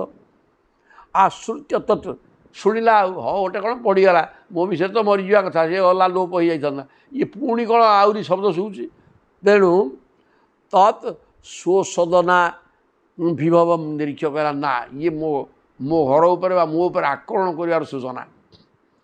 ଇଏ ସାଧାରଣ କଥା ନୁହେଁ, ଖାଲି ଶବ୍ଦଟେ ହେଲା, ହଁ ହେଲା କ'ଣ ଗୋଟେ ପଡ଼ିଗଲା, ପୁଣି ଘୋ ଘା ଢୋଢ଼ା ବାଡ଼ିଆ ପିଟା ଶବ୍ଦ ଶୁଭୁଛି। ତା'ମାନେ ମୋତେ କିଏ, ମୋ ଉପରେ ଆସିଲାଣି ଶତ୍ରୁ, ଆଉ ଆକ୍ରମଣ କରିବା ବ୍ୟବସ୍ଥା ଇଏ। ଆଉ ତେଣୁ ଚକ୍ଷୁସ୍ରବା, କାନ ନଥାଏ ସାପଙ୍କର, ଆଖିରେ ସିଏ ଶୁଣନ୍ତି। ଦେଖିବା ଏବଂ ଶୁଣିବା ଡବଲ କାମ। ସମ ଶରତ ତଦବୃଶ୍ୟମାଣ, ଆଉ ସହିପାରିଲାନି। ତେଣୁ ଅବୃଶ୍ୟମାଣ ଅସହିଷ୍ଣୁ ହେଇକିରି ସାପ ବାହାରିଲା ଆଉ ତା ଘରୁ। ଆଉ ତମ୍ ପ୍ରେକ୍ଷଣୀୟ ସୁକୁମାର ଘନାବଦାତମ୍ ଶ୍ରୀବତ୍ସ ପୀତ ବସନଂ ସ୍ମିତ ସୁନ୍ଦରାସ୍ୟଂ ଚମତ୍କାର କ୍ରୀଡ଼ନ୍ତ ମ ପ୍ରତିଭୟଂ କମଳୋଦରାଙ୍ଘ୍ରିଂ ସନ୍ଦସ୍ୟ ମର୍ମସୁରୁଷା ଭୁଜୟାଙ୍ଗା ଛାଦଙ୍ଗ। ଦେଖିଦେଲା ଆଉ ତଂ ପ୍ରେକ୍ଷଣୀୟ ସୁକୁମାର ଘନାବଦାତମ୍, ଆସିକି ଦେଖିଲା, ଆରେ କି ସୁନ୍ଦର କିରେ ରୂପ ଇଏ, ପ୍ରେକ୍ଷଣୀୟ ଅତ୍ୟନ୍ତ ଦର୍ଶନୀୟ ରୂପ, କୋମଳ ପୁଣି ସୁକୁମାର, ଘନାବଦାତମ୍ କଳାହାଣ୍ଡିଆ ମେଘ ଭଳିଆ, କୃଷ୍ଣବର୍ଣ୍ଣ, ଏଇ କି ସୁନ୍ଦର କି କୋମଳ ଚେହେରା। ଆଉ ପିଲାଟା କଅଁଳିଆ ବୟସ, କଅଁଳିଆ ଚେହେରାକୁ ଅତ୍ୟନ୍ତ ଦର୍ଶନୀୟ ହୋଇଛନ୍ତି। ଆଖି ପଲକ ପଡ଼ୁନି ଦେଖିଲେ, ଇଏ କି ସୁନ୍ଦର ପିଲା, ଇଏ କ'ଣ ମୋ ଭିତରେ ପଶିଲାଣି। ପୁଣି ଶ୍ରୀବତ୍ସପାତ ପୀତ ବସନଂ ସ୍ମିତ ସୁନ୍ଦରାସ୍ୟଂ, ବକ୍ଷ ଦେଶରେ ଶ୍ରୀବତ୍ସ ବ୍ରାହ୍ମଣଙ୍କର ପାଦ ଚିହ୍ନ ରହିଛି, ପୀତ ବସନ ପରିଧାନ କରିଛନ୍ତି, ସ୍ମିତହାସ ଦ୍ୱାରା ମୁଖମଣ୍ଡଳର ଶୋଭା ଆହୁରି ଦ୍ୱିଗୁଣିତ ହୋଇଯାଉଛି। ଏହି ପ୍ରକାର ସୁନ୍ଦର ରୂପକୁ କାଳିଅ ନାଗ ଦେଖି ପକାଇଲା। କ୍ରୀଡ଼ନ୍ତ ମପ୍ରତି ଭୟଂ, ଏବଂ ଭୟ ଭ୍ରାନ୍ତି କିଛି ନାହିଁ। ଇଏ ପାଣିରେ ପଡ଼ିଲେ ମଧ୍ୟ ବିଶ୍ୱଜ୍ୱାଳାରେ ତାଙ୍କର କୌଣସି କ୍ଷତି ହେଉନି। ଇଏ କ'ଣ ପାଣିରେ ପହଁରୁଛନ୍ତି ପ୍ରଭୁ। ବିଚିତ୍ର କଥା। କମଳ ଦରାଙ୍ଘ୍ରି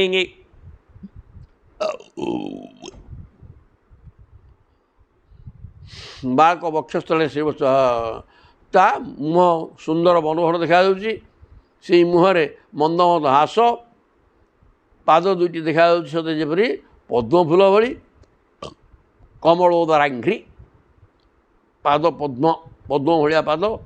ଇଏ ତ ଆରାମରେ ଖେଳୁଛନ୍ତି। ତାପରେ ସନ୍ଦସ୍ୟ ମର୍ମସୁ କହିଲା, ରାଗିକି ତ ପଳେଇ ଆସିଲା। କହିଲା, ଆଚ୍ଛା ଇଏ ଏତେ ପରାକ୍ରମୀ, ମୋର ବିଷ ଜଳ ମଧ୍ୟ କିଛି କରିପାରୁନି। ଇଏ ମାରିଲା ଚୋଟ। ଆଉ ମର୍ମସ୍ଥାନକୁ ଦେଖେଇକି, ଯେଉଁ ଜାଗା ଗୋଟେ ମର୍ମସ୍ଥାନ ଅଛି କାନ ମୁଣ୍ଡା ଧିକିନି ଗୋଟେ ବସେଇ ଦିଅ, ସାଙ୍ଗେ ସାଙ୍ଗେ ଲୋକ ଠୋ, ସେ ଜାଗାରେ ବାଜିଲେ ମୃତ୍ୟୁ ସୁନିଶ୍ଚିତ। ସେ ପ୍ରକାର ମର୍ମ ଜାଗାକୁ ଦେଖେଇକିରି ଦଂଶନ କଲା। ଆଉ ରୁଷା ଆଉ ରାଗିକିରି ଭୁଜୟା ଛାଦ, ତାପରେ ଗୁଡ଼େଇ ଦେଲା ପ୍ରଭୁଙ୍କୁ। ଆଉ ଚୋଟ ମାରିକିରି ତା ଦେହରେ ଲାଜରେ ଗୁଡ଼େଇ ଦେଲା। ଆଉ ତଂ ନାଗ ଭୋଗ ପରିବୀତ ମଦୃଷ୍ଟ ଚେଷ୍ଟ ମାଲୋକ୍ୟ ତତ୍ ପ୍ରିୟ ସଖାଗା ପଶୁପାଗା ଭୃଷାର୍ତାହାଗା କୃଷ୍ଣେୟର ପିତାତ୍ମ ସୁହୃଦର୍ଥ କଳପ୍ତ୍ର କାମାହାଙ୍ଗା ଦୁଃଖାନୁ ଶୋକ ଭୟ ମୂଢ଼ ଧିଓ ନିପେତୁ ହୁଙ୍ଗୁ। ଇଆଡ଼େ ଅବସ୍ଥାଟା କ'ଣ ହେଲା? ଗୋପାଳମାନଙ୍କର ତାକୁ ଟିକେ ଦେଖ, ସେଗୁଡ଼ାକ ସବୁ ମୂର୍ଚ୍ଛା ହେଇକିରି ପଡ଼ିଗଲେ। କାରଣ ତା ଭଗବାନ ହେଉଛନ୍ତି ତାଙ୍କର ସର୍ବସ୍ୱ। ତାଙ୍କୁ ଗୋଟେ ସାପ ବାନ୍ଧି ସାରିଲାଣି। ତଂ ନାଗ ଭୋଗ ପରିବୀତଂ ଅଦୃଷ୍ଟ ଚେଷ୍ଟମ୍। ସାପ ଏମିତି ଗୁଡ଼େଇ ଦେଇଛି ଯେ ଭଗବାନ ଆଉ ଦିଶୁନାହାନ୍ତି ଏବଂ ତାଙ୍କର କୌଣସି ଚେଷ୍ଟା ନାହିଁ। ଖାଇଦେଲା, ଗଲା, ଆଉ କାମୁଡ଼ି ସାରିଲାଣି, ଆଉ ଉଡ଼େଇ ଦେଇଛି। ଭୋଗ ମାନେ ନାଗ ଭୋଗ ପରିବୀତ ମଦୃଷ୍ଟ ଚେଷ୍ଟ,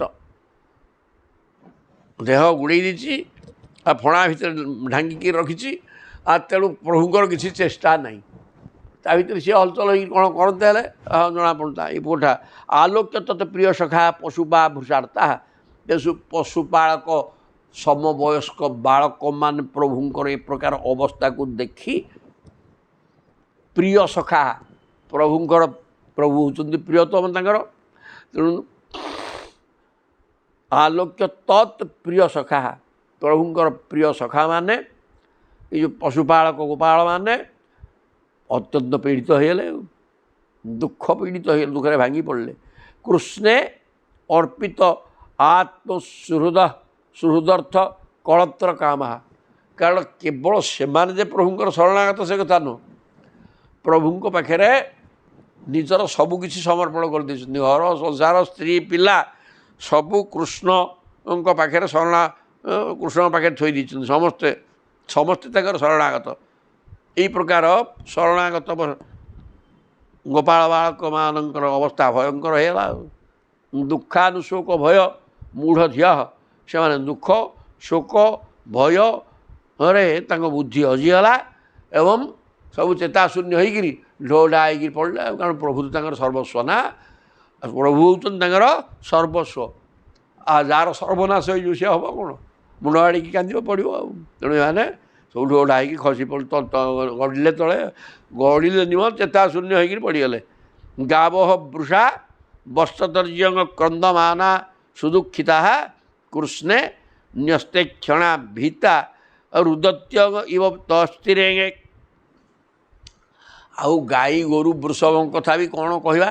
ସେମାନେ ବସ୍ତତରି, ବାଛୁରୀ ପିଲା, ଗାଈ ଗୋରୁ ସବୁ କ୍ରନ୍ଦମାନା ଆଉ ସୁଦୁଃଖିତା, ସେମାନେ ମଧ୍ୟ ଦୁଃଖରେ କାନ୍ଦିଲେ। ଅର୍ଥାତ୍ ତାଙ୍କ ଆଖିରୁ ବି ଲୁହ ବୋହିଲା। ଏବଂ କୃଷ୍ଣେ ନ୍ୟସ୍ତ କ୍ଷଣା, ସମସ୍ତେ ଏକ ଲୟରେ ଭଗବାନ କୃଷ୍ଣ ଯେଉଁ ଜାଗାରେ ଅଛନ୍ତି ପାଣି ଭିତରେ ସେଇଠିକି ଚାହିଁ ରହିକିରି ଭୟଭୀତ ହୋଇ ରୁଦତ୍ୟଇବ ତସ୍ତିରେ, ଆଖିରୁ ଧାର ଧାର ଲୁହ ବୋହିକିରି ଏକ ଲୟରେ କୃଷ୍ଣ ଥିବା ସ୍ଥାନକୁ ଚାହିଁକିରି ପ୍ରତିମା ଭଳିଆ ନିଶ୍ଚଳ ଭାବରେ ଚାହିଁକି ରହିଲେ। ଆଉ ଘାସ ଖାଇବେ କ'ଣ, କରିବେ କ'ଣ? ସମସ୍ତେ ଆସିକିରି ତା ଗୋପାଳ ବାଳକମାନେ ଚେତାଶୂନ୍ୟ ହୋଇକି ପଡ଼ିଗଲେ। ଅଥ ବ୍ରଜେ महत्पातान् त्रिविधागा यतिदारुणाः उत्पेतुः भुवि दिव्यात्मन्यासन् अभयशंसिनः सियाड़े ब्रजरे भयंकर दुर्भाग्य उठिलाणी ब्रजरे कौन है महत्पाता त्रिविधा क्षतिदारुणा पृथ्वी आकाश तथा लोकों शरीर में आ तीन प्रकार व्यथा बोले कहले कौन पृथ्वी रे आकाश रे एवं लोक मान भितर तीन प्रकार भयंकर अपशकुन देखागला। आकाश गोटे अशुभ सूचना देला पृथ्वी मध्य अशुभ सूचना देला प्रत्येक लोकों मुंड मध्य मन अशुभ चिंतन में लगिला एगुड़ा सब ब्रजरे एमती सब धरला से सूचना मिलगला जे अति शीघ्र कौन गोटे भयंकर अशुभ खबर आसिक मिल उत्पेतु भूमि दिव्यात्मनि आसन्न भय शंसिन बोले दिव्यात्मा कौन भगवान कृष्णकर कौन उर्माला हो ये भयंकर उत्पात माने आउ ये साधारण उत्पात नुह तेणु साधारण कार किसी क्षति होनी बस सहु से भगवान कौन विपद पड़ा ये तो राक्षस गुड़ा गोडे क्षति करने को चाह अनवरत चेष्टा कर चलती ये बोधे सेमती कौन गोटे हो ए प्रकार चिंतन सब कले ताना लक्ष्य भयोद्विग्ना गोपा नंदपुरोगमा बिना रामेण गाह कृष्णम ज्ञावा चारयितुंगत जो उत्पात लगिला देखिकी भयोद्विग्ना समस्ते भयर छनछन भयर विहोल होगले गोपा नंदपुरोगमा समस्त गोपाल आसिक गोपाल वयस्क लोक मैंने नंद घरे पहुँचीगले बिना रामेण गाह तापर देखला राम घरे अच्छी राम को न नहीं केवल कृष्ण निजे गाई नहीं जाइछन्ति गाई चरैया को जाइछन्ति एक कथा समस्ते जानीगले सब आसिक पहुँचीगले नंद घरे एक कथा बुझे जहाँ बाजी बलराम भी जाना ते दुर्निमित्त निधनम मत्वा प्राप्त मतविद तत्प्राणाहांगा तन मनस्कास्ते दुख शोक भयातुरा तई दुर्निमित्त ही निधन ये जो भयंकर उत्पात देखा ये भगवान कृष्ण आउ नहांती से कृष्ण बोधे चलीगले एक कथा मन करी प्राप्त अत्यंत विद ना जी अत्यंत स्नेहर पात्र जहाँ को जी बेसी स्नेह करे तार क्षति भी सी चिंता कर बाध्य सागे सागे कौन ए प्रकार दैवी दुर्विपाक बा अशुभ संकेत देखिले आम तो समस्ते ठीक अच्छे बर्तमान कृष्ण आम दूरेक अच्छा निश्चित कौन क्षति सी आउ नहांती बोधे ये धारणा से कराला कारण जी अत्यंत प्रिय बाहर अच्छी कौन सी अशुभ संकेत आसिले तार क्षति हो कथा मनुष्य चिंता करे ये से कथाटा कहते तेणु समस्ते नंद सहित गोपाल माने चिंता कले भगवान कृष्णकर कौन बहुत क्षति हो नहांती आउ तत् प्राणहंग तन मनस्कास्ते कारण समस्त गोपाल माने गोपवासी मानकर प्राण होउचंती प्रभु तत् प्राण तन मनस्का एवं प्राण एवं समस्त ब्रजवासी मानकर प्राण एवं मन होउचंती कृष्ण ये कौन यार अर्थ ताने कृष्णकर किसी हेले समस्तंकर प्राण भी पलैबरे ठोकिनी आउ मन कृष्ण प्राण एवं मन होउचंती कृष्ण माने मनरे सदा सर्वदा कृष्ण चिंतन समस्ते थाती कारण से माने उच्च कोटिर साधु सन्त जन्म जन्मांतर तपस्या करी सृष्टि होती भगवान को संग लाभ करने तेणु समस्त प्राण एवं मन प्राण वायु कृष्ण बिना चलीज मन कृष्णमय होकर अच्छी संसार फंसार किसी नाई रे बापा यही प्रकार लोक गुड़ाक समस्ते आसिक कौन कले बोधे प्रभु आउ नहांती ଇ କରିବା ଚିନ୍ତା ସାଙ୍ଗେ ସାଙ୍ଗେ କରିଦେଲେ ଦୁଃଖ ଶୋକ ଭୟାତୁରା ତେଣୁ ଦୁଃଖରେ ଭାଙ୍ଗି ପଡ଼ିଲେ କାନ୍ଦ ବୋବାଳି ଛାଡ଼ି ତାଙ୍କର ଭୟ ସୃଷ୍ଟି ହେଲା ଯେ ଭଗବାନ ଆଉ ନାହାନ୍ତି ଆଉ କୃଷ୍ଣ ଚାଲିଗଲେ। ଆବାଳ ବୃଦ୍ଧ ବନିତା ସର୍ବେ ଅଙ୍ଗ ପଶୁବୃତ୍ତୟ ନିଜକୁ ଗୋକୁଳାତ୍ ବିନା କୃଷ୍ଣ ଦର୍ଶନ ଲାଳସା ଆଉ ସେଠୁ ସମସ୍ତେ ବାହାରିଲେ ଚାଲ ପଳେଇବା କେଉଁଠି ଗାଈ ଚରା ହେଉଛି କ'ଣ ବୃନ୍ଦାବନକୁ ଯିବା ଆଉ ଜଙ୍ଗଲକୁ ପଶିଲେ ଆଉ ଆବାଳ ବୃଦ୍ଧ ବନିତା ଆଉ ଅଛି କି ପିଲାଠୁ ଆରମ୍ଭ କରି ବୁଢ଼ା ପର୍ଯ୍ୟନ୍ତ ଆଉ ଗୋଟିଏ କିଏ ସମସ୍ତେ ଘରୁ ବାହାରି ପଡ଼ିଲେ। ନିର୍ଜଗ୍ମୁଃ ଗୋକୁଳାତ୍ ଗୋକୁଳରୁ ବାହାରି ପଡ଼ିଲେ ସମସ୍ତେ ଦିନା ଅତ୍ୟନ୍ତ ଦୟନୀୟ ଅବସ୍ଥା କାନ୍ଦି ବୋବେଇ ଗିଦି ଗାଦି ହେଇକି ଧାଇଁଲେ ତ ଆଉ କୃଷ୍ଣ ଦର୍ଶନ ଲାଳସା ଆଗ ଯାଇକି କୃଷ୍ଣଙ୍କୁ ଦେଖିବା ସିଏ ଅଛନ୍ତି କି ନାହିଁ ଆଉ କାହିଁକି ନା ଏତେ ବଡ଼ ଦୁର୍ବିପାକ ଭୟଙ୍କର ଏଗୁଡ଼ାକ ଦିଶୁଛି ଭୟଙ୍କର ଅଶୁଭ ସୂଚନା ଇଏ ଭଗବାନ ପଳେଇଲେ। ତାଂ ତଥା କାତରାନି ବୀକ୍ଷ୍ୟ ଭଗବାନ ମାଧବ ବଚ ବଳଃ ପ୍ରହସ୍ୟ କିଞ୍ଚନ ନ ଉବାଚ ପ୍ରଭାବଜ୍ଞ ଅନୁଜସ୍ୟ ସହ କିନ୍ତୁ ବଳରାମ କିଛି କହୁନାହାନ୍ତି କାହିଁକି ନା କହିଲେ କୃଷ୍ଣଙ୍କର କ'ଣ ହବ ସିଏ ତାଙ୍କ ପ୍ରଭାବଜ୍ଞ ବଳରାମ କୃଷ୍ଣଙ୍କର ପ୍ରଭାବକୁ ବୁଝିଛନ୍ତି ସିଏ କ'ଣ କରିଦେଇପାରନ୍ତି ଆରେ ତାଙ୍କର କାହିଁ କ୍ଷତି ହେବ କିରେ ତେଣୁ ବଳରାମ କିଛି କହୁନାହାନ୍ତି ପ୍ରହସ୍ୟ ଖାଲି ହସୁଛନ୍ତି କିଞ୍ଚନ ନ ଉବାଚ କିଛି କହୁନାହାନ୍ତି ଆଉ ତାଙ୍କୁ କହିଲେ ଅସୁବିଧା ନୁହଁ କହିଦେଲେ ତ ଗୋଳମାଳ ହେଇଯିବ ନା ପ୍ରଭୁ ବୋଲି ପ୍ରକଟ ହେଇଯିବେ ତେଣୁ ବଳରାମ କିନ୍ତୁ ଦୁଃଖ କରୁନାହାନ୍ତି ସମସ୍ତେ କାନ୍ଦି ବୋବେଇ ହୋ ହାଲା କଲେଣି ସିଏ ହସୁଛନ୍ତି ଏବଂ କିଛି କହୁନାହାନ୍ତି ସିଏ ଅନୁଜସ୍ୟ ପ୍ରଭାବଜ୍ଞ ନିଜର ସାନ ଭାଇ କୃଷ୍ଣଙ୍କର ପ୍ରଭାବକୁ ଠିକ୍ ଜାଣିଛନ୍ତି ତେଣୁ ସିଏ ହସୁଛନ୍ତି କିଛି କହୁନାହାନ୍ତି ତାଙ୍କ ତଥା କାତରାନି ବୀକ୍ଷ୍ୟ କିନ୍ତୁ ବଳରାମ ଏମାନଙ୍କୁ ଅତ୍ୟନ୍ତ କାତର ହେଇଯାଉ ଦେଖିକିରି ବଳରାମଜୀ କୃଷ୍ଣଙ୍କର ପ୍ରଭାବକୁ ଜାଣିଥିବା ହେତୁ ହସୁଥାନ୍ତି କିଛି କହିଲେ ନାହିଁ କାହାକୁ। ତାହେଲେ କ'ଣ ହେଲା ସେଠୁ ତେ ଅନ୍ୱେଷମାଣା ଦୈତଂ କୃଷ୍ଣଂ ଶୁଚିତୟା ପଦେଇ ଭଗବନ୍ ଲକ୍ଷଣୀ ଜଗ୍ମୁଃ ପଦବ୍ୟାଗା ଯମୁନା ତଟମ୍ ତେ ଅନ୍ୱେଷ୍ୟମାଣା ଦୈତମ କୃଷ୍ଣମ୍ ଅତ୍ୟନ୍ତ ପ୍ରିୟତମ ଭଗବାନ କୃଷ୍ଣଙ୍କୁ ଖୋଜି ଖୋଜି ସୁଚିତୟା ପଦେଇ କେମିତି ଖୋଜିଲେ କିରେ ପାଦ ଚିହ୍ନ ପଡ଼ିଛି ଅନେକ ପାଦ ଚିହ୍ନ ତ ପଡ଼ିଛି ଗାଈ ଗୋରୁଙ୍କ ପାଦ ଚିହ୍ନ ପଡ଼ିଛି ପିଲାଙ୍କ ପାଦ ଚିହ୍ନ ପଡ଼ିଛି କୃଷ୍ଣଙ୍କ ପାଦ ଚିହ୍ନ ବି ପଡ଼ିଛି ସେଟା ସ୍ୱତନ୍ତ୍ର ତା ଦେହରେ ଅନେକ ପଦ୍ମ ଚକ୍ର ବଜ୍ର ଅଙ୍କୁଶ ସବୁ ଚିହ୍ନ ଅଛି ତେଣୁ ଏ ଚିହ୍ନ ଯୁକ୍ତ ପଦ ଚିହ୍ନ ତାକୁ ଦେଖି ଦେଖି ଇଆଡ଼େ କୃଷ୍ଣ ନିଶ୍ଚୟ ଯାଇଛନ୍ତି।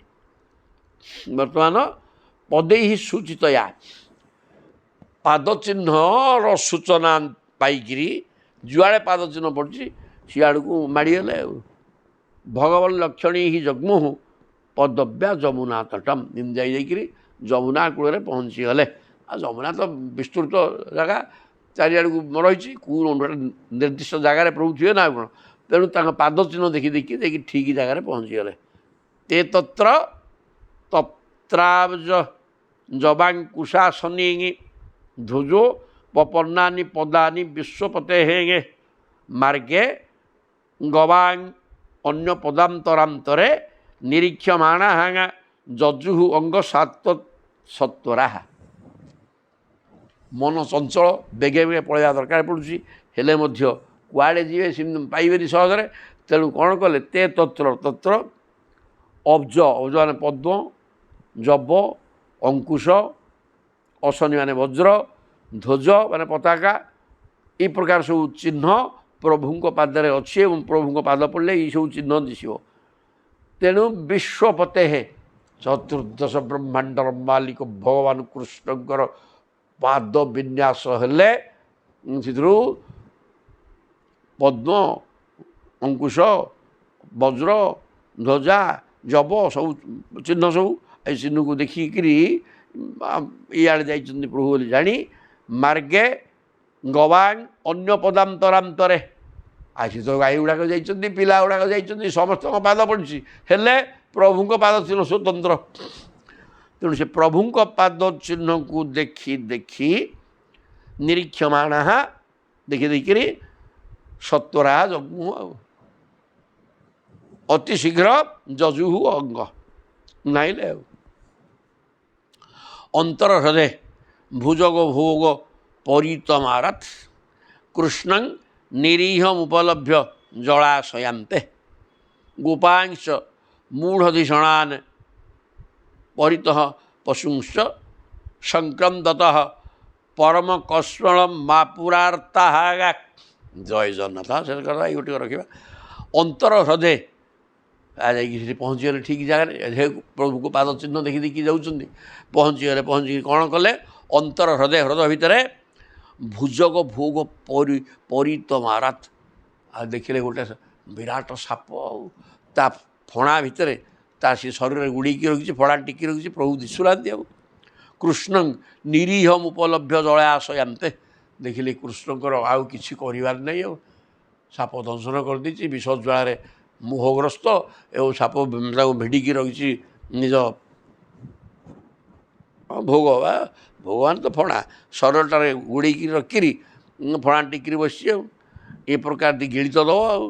ଏ ପ୍ରକାର ଦେଖିକିରି ଗୋପାଂଶ ମୂଢ଼ଧିଷଣାନ୍, ଇଏ ଗୋପାଙ୍ଗ ଆଉ ଯେଉଁ ଗୋପାଳ ବାଳକ ତାଙ୍କ ସାଙ୍ଗରେ ଥିଲେ ସେ ସବୁ ହତବାକ୍, ସେ ତା ଉଡ଼ିକିରି ପଡ଼ିଥିଲେ, କିଏ ଉଠିଲାଣି କିଏ ପଡ଼ିଛି, ଏ ପ୍ରକାର ଅବସ୍ଥାରେ ଦେଖିକିରି ପଶୁ ଗୁଡ଼ାକ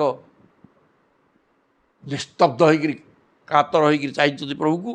ସଂକ୍ରନ୍ଦତଃ ପରମ କସ୍ମଳ ମାପୁହୁ। ଏଇ ପ୍ରକାର ସବୁ ଦେଖିକିରି ସେମାନେ ବି କହୁଛନ୍ତି, ଏସବୁ ଭୟଭୀତ ହୋଇଗଲେ। ସେମାନେ ବି କାନ୍ଦି କାନ୍ଦିକିରି ଆସିନାହାନ୍ତି କି ନନ୍ଦ ଗୋପାଳ ସବୁ। ଏଇଠି ବି ଇଏ ଦେଖିଲେ ସେଇ ପରିସ୍ଥିତି ଆଉ। କୃଷ୍ଣ ଏଇ ପ୍ରକାର ଅବସ୍ଥାରେ ଅଛନ୍ତି, ସାପ ଫଣା ଟିକି ରଖିଛି ଏବଂ ତା ଦେହରେ ଗୁଡ଼େଇକିରି ଆଉ ଗୋଟିଏ ସବୁ ପଡ଼ିକି ଶେଷ କରିଦେବା। ଗୋପ୍ୟ ଅନୁରକ୍ତ ମନସଃ ଭଗବତ୍ୟନନ୍ତେ ତତ୍ ସୌହୃଦ ସ୍ମିତ ବିଲୋକ ଗିରହ ସ୍ମରନ୍ତ୍ୟାଃ ଗିରସ୍ମରନ୍ତ୍ୟାଃ ଗ୍ରସ୍ତେ ଅହିନାଙ୍ଗ ପ୍ରିୟତମେ ଭୃଷ ଦୁଃଖ ତପ୍ତାଃ ଶୂନ୍ୟଂ ପ୍ରିୟବ୍ୟତିହୂତଂ ଦଦୃଶୁ ତ୍ରିଲୋକମ୍। ଗୋପାଙ୍ଗନା ସବୁ ଦେଖି ପକେଇଲେ।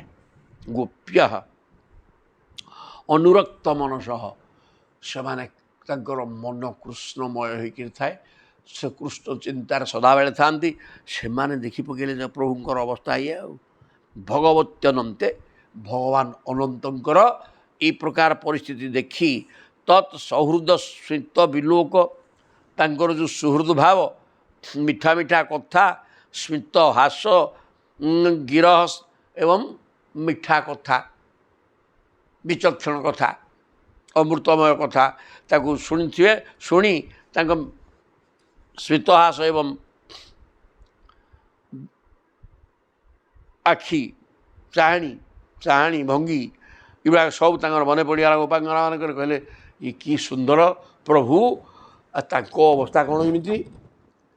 ଗ୍ରସ୍ତେ ଅହିନା ପ୍ରିୟତମେ, ସମସ୍ତଙ୍କର ପ୍ରିୟତମ ହେଉଛନ୍ତି ପ୍ରଭୁ। କହିଲେ ଆମର ପ୍ରିୟତମ ବର୍ତ୍ତମାନ ସର୍ପ ଦ୍ୱାରା ଗ୍ରସ୍ତ ଅଛନ୍ତି, ସାପ ତାଙ୍କୁ ସାପର କବଳ ଭିତରେ ଅଛନ୍ତି। ଭୃଷ ଦୁଃଖିତ ତାହା, ଭୟଙ୍କର ଦୁଃଖିତ ହେଲେ ଏବଂ ସମସ୍ତେ ସନ୍ତପ୍ତ ହୋଇଗଲେ। ଶୂନ୍ୟଂ ପ୍ରିୟବ୍ୟତିହୃତମ୍, ନିଜର ପ୍ରିୟତମର ଅଭାବ ହେତୁ ଜଗତ ତାଙ୍କୁ ଶୂନ୍ୟ ଦିଶିଲା, କିଛି ନାହିଁ ସତେ ଯେମିତି ଜଗତରେ ଆଉ। ଏକମାତ୍ର ଏଇ ହେଲା ଭକ୍ତର ଭାବନା, ପ୍ରଭୁ ନାହାନ୍ତି ତ ମୋର ଆଉ କିଛି ନାହିଁ, ମୋର ସବୁ ସରିଗଲା। ଏ ପ୍ରକାର ଚିନ୍ତନ କରି ଗୋପାଙ୍ଗନା ମାନେ ଦଦୃଶୁ ତ୍ରିଲୋକମ୍, ସମସ୍ତ ତ୍ରିଲୋକ ସତେ ଯେମିତି ଶୂନ୍ୟ ହୋଇଯାଇଛି, କେଉଁଠି କିଛି ଆଉ ନାହିଁ। ତାମାନେ ତିନି ଲୋକ ଥିଲେ ମଧ୍ୟ ସେ କିଛି ଆଉ ତାଙ୍କୁ ଦେଖାଗଲା ନାହିଁ। କେବଳ କୃଷ୍ଣଙ୍କର ଏଇ ପରିସ୍ଥିତି ଦେଖିକିରି ସେମାନେ ମୋହଗ୍ରସ୍ତ ହୋଇଗଲେ। କି ଅବସ୍ଥାରେ ଅଛନ୍ତି ସେ କୃଷ୍ଣ, ଖାଲି ତାଙ୍କୁ ସଦାବେଳେ ତାଙ୍କୁ କୃଷ୍ଣ ଦିଶନ୍ତି, ଜଗତ କ'ଣ ଦିଶେ କି। ତେଣୁ ବର୍ତ୍ତମାନ ନିଜର ପ୍ରିୟତମଙ୍କର ଏଇ ପ୍ରକାର ଭୟଙ୍କର ଅବସ୍ଥା ଦେଖି ବୋଲେ ଏଡ଼େ ବଡ଼ ସାପ ତା ଆୟତ୍ତ ଭିତରେ ସିଏ ଅଛନ୍ତି, ପ୍ରଭୁ କିଛି କରୁନାହାନ୍ତି, ଆଉ ଇଏ ଗଲେ ପ୍ରଭୁ ଆଉ। ତେଣୁ କେବଳ କୃଷ୍ଣ ଚିନ୍ତନ ରହିଲେ, ସଂସାର ତାଙ୍କୁ ଆଉ ନାହିଁ ବୋଲି ଦେଖିଲେ, ସଂସାର ନାହିଁ କିଛି। এই ପ୍ରକାର ସ୍ଥିତି ଦେଖିବା।